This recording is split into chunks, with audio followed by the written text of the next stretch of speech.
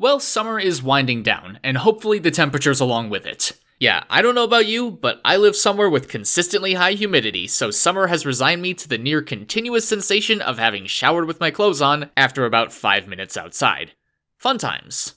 But it wasn't all bad. I got to go to Anime Expo, meet cool people, and to top it off, I hit 50,000 subscribers on my birthday. That will always be an incredibly cool moment, so thanks to each and every one of you. But in celebration of that, I thought it might be fun to beat the heat together by looking at examples, good and bad, of the time-honored anime tradition, the beach episode.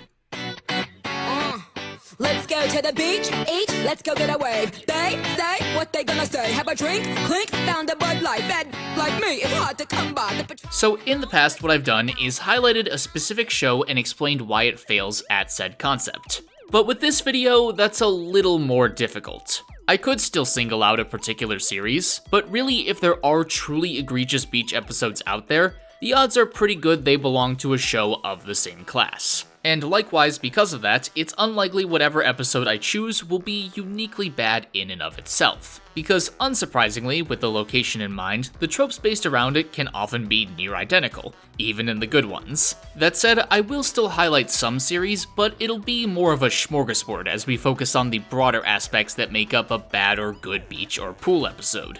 To start, there's nothing inherently wrong with having an episode centered around one of these locales. Unless you're someone who really doesn't like risque scenarios, but even if that is the case, you're probably already steering clear of the kinds of shows that will have these bottom-tier beach episodes. But just by virtue of having your characters in swimsuits at the pool or beach doesn't mean that's all it has to be. So of course this is what the worst series tend to do with this setting, where the whole point is getting to see the female cast in another state of undress. Meanwhile, any plot, if there was one to begin with, slows to a crawl because we need to fit in as many shots of the other plot as humanly possible. The amount of these shots also tend to be related to the kind of show it is. There certainly isn't a shortage when it comes to series with the plot of harem protagonist takes his bitches to the beach. And so if we want to pull an example from said genre, well, both previously featured series Island and Isekai Smartphone are prime options. Funny how that works out, isn't it? Though I'll opt for the latter one in this case because it's been a while since I've shit on it and I'm feeling a bit nostalgic. The beach episode actually begins with a plot in mind. Toya wants to go search some underwater ruins. First though, the girls want to go swimming, and while reluctant, he agrees on account of it not being too much of a detour. And since they're also willing to help him with his endeavor, he feels it's only fair to oblige. And so as I said, the story slows to a glacial pace, but for an admittedly humorous reason. You get the glamour shots of the main girls accompanying Toya, but also everyone else. And when I say everyone else, I mean pretty much every remotely significant female character he has met up till this point. Because Toya just decided, might as well make a day of it. I'm not even mad, I'm just impressed they all had no prior obligations or were willing to forgo them. I mean, I play D&D, and the 5 of us have enough trouble working around our schedules as is, but you're able to assemble a group of upwards of 20 people, some of which are royalty, at the drop of a hat? It's just so improbable, it's hilarious. And it gets even funnier when, at the end, despite this supposedly being a "I'll humor you if you help me" agreement, Toya still single-handedly accomplishes what he had set out to do at the beginning of the episode, effectively severing whatever slim thread of relevancy the beach trip had to the overall plot. But hey, at least he had a goal in mind this time. He's learning! Clap for Toya, everybody!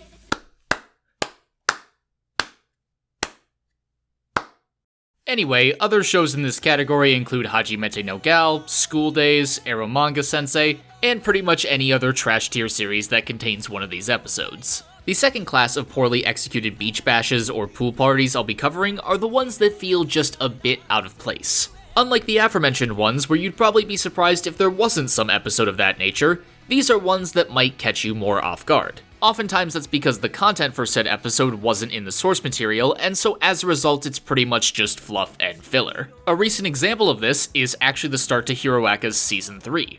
Yup, get ready everyone, a seal of the apocalypse is surely coming undone because I've actually got something negative to say about My Hero Academia. That said, it's not the most scathing critique, because I think everybody saw it for what it was. Just a recap episode with a few bits of fan service thrown in. I mean, the episode began with Aizawa literally naming everyone in class and their respective quirks. Some of the quote-unquote swimming was cool because it was fun to see the class abuse their powers, but ultimately the abundance of flashbacks and animation quality made it clear this wasn't meant to be anything more than fluff. I'll also mention that it was interesting how a pool episode was chosen for this filler when in the very next episode we got this. It just felt like a weird condensing of fan service when HeroAca has at most a few moments of it, usually spread out over the season.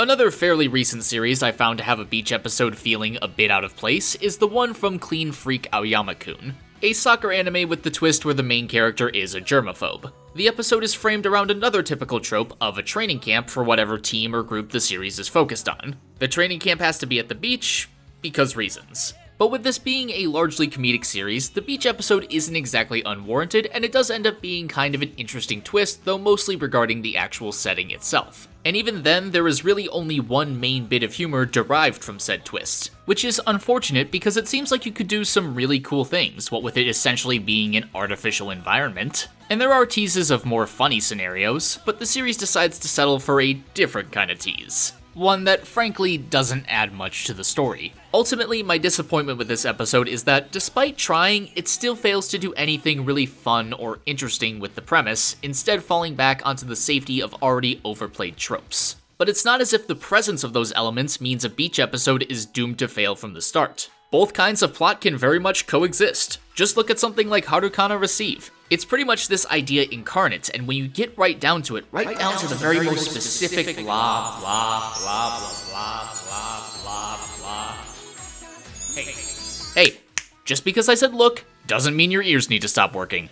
As I was saying, it is basically a perpetual beach episode that still manages to find time for both sports and glamour shots. It's far from impossible so long as you know how to balance it out, be that with actual significant story beats or growth between characters. One beach episode that straddles this line well is the one from Darling in the Franxx. Yes, I know what you're probably going to say, but regardless of your opinions on how the series eventually turned out or how at best muddied the themes got, this episode is still a solid one. For instance, just as a plot device, this beach episode feels more earned than most. They didn't decide randomly one day to go to the beach, they were given the opportunity to because of their hard work defending the plantation. And the bits of fan service have a fairly important role to play, not with this episode in particular, but with the ones that come after. Seeing as how puberty becomes a relevant topic, it also manages to fit in a good portion of world building as we get our first look at the ruins of humanity's past. Likewise, we get some quality interactions between our characters, both one-on-one and as a group. Some funny, some foreshadowy, and some sweet. The only parts I didn't really like was Ichigo's confession getting cut off in a very tropey way and then just brushed aside in a very typical fashion. But this episode is also an important one because it's the first where Squad 13 is really solidified as a unit. Not in our minds, but theirs. A key piece of development that sets the stage for really the remainder of the series. You'll find that in a lot of these good beach or pool episodes, you can't skip them without also missing some key plot or character moments. If you want another example, look at a series Darling in the Franxx was constantly compared against, Gurren Lagann. It's also an anime original series that also has a fantastic beach episode which deals with Yoko and Nia's still forming relationship, using the titular location as kindling for a spark of jealousy from Yoko. Throw in some fun comedic bits that still make my side split and a good climax to the narrative and personal conflict alike, and you've got a must-watch beach episode that only plays on the strengths of both the location and show. So let these serve as examples of no matter the overall quality of a show, the beach episode can still be great. Even if a series is more slice-of-life-y and without much plot, this can be the case. Which is interesting because yes, a lot of shows in this category will sometimes take an easy out with these episodes. Look at recent shows like Blend S or Gabriel Dropout, for example. Basically just pure fluff. Which again, for these kinds of series is pretty much par for the course. But there still are the occasional series in this genre that choose to buck this trend and give the tropes more weight. Two such from recent years are Demi-chan and Miss Kobayashi's Dragon Maid. The latter of which only allots the first half of the episode to the beach, and in that time efficiently fits in the fan service and some stereotypical locale shenanigans before diving into stuff more unique to the series, like riding a dragon out to the middle of the sea and going fishing. But Toru and Miss Kobayashi also share a really nice conversation about what family and independence mean to you. It's actually really sweet and proves to have important ramifications later on in the series, all in all making for a fast-paced and heartfelt trip to the beach.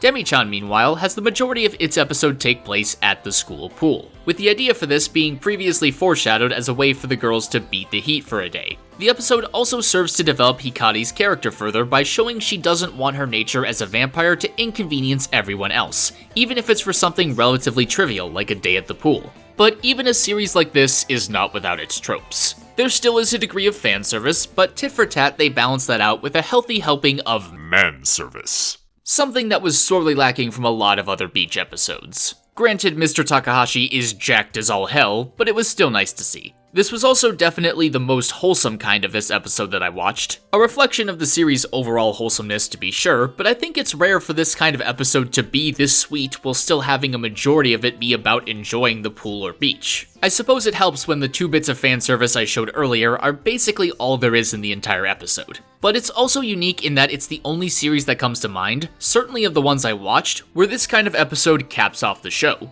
If you exclude the OVA, that is. But with that being the case, this episode also boasts a lot of qualities that, as I've said before, make Demi-chan a great series. There's good comedy, shot composition, and transition, but above all, it gives every character their moment in the sun, and helps provide a really great ending to a series all about empathy. If there's a lesson to be learned from all these fun, fan service-filled episodes, I think it's this. Your story, whatever it may be, doesn't have to be laser focused on one theme or character. A scene can be fun while still conveying more serious ideas. Don't box yourself in by thinking that getting your message across is the most important thing. It might very well be, but that doesn't mean it has to be the only thing. And I think the best beach and pool episodes show how this can be done with even the tropiest of concepts. Or maybe you think I've finally just lost it. And that's fine. In the process of watching beach episode after beach episode after beach episode after beach episode for this video, I found myself asking that to Amir several times. But what's your favorite beach/pool episode? How about least favorite? Feel free to leave your thoughts on that, this video, the series contained within it, or anything else down below. Thank you as always for watching, and an especially big thanks goes out to my awesome patrons, PenguinPandaZero, OverjoyedSoup, MVPino, James Morton, Mr. Idealist, Marbled Ranger, Julian Reyes, Spudge, and everyone else whose support helps make videos like these possible. If you would like to join those awesome people, the link to my Patreon is on the screen right now. You can also click to subscribe. I have t-shirts on sale if you want to check those out in the link below. Click the middle to watch more of my content. Leave a like if you enjoyed the video. Ring that beach theme bell so you never miss an upload. Stay awesome, and I'll see you next time.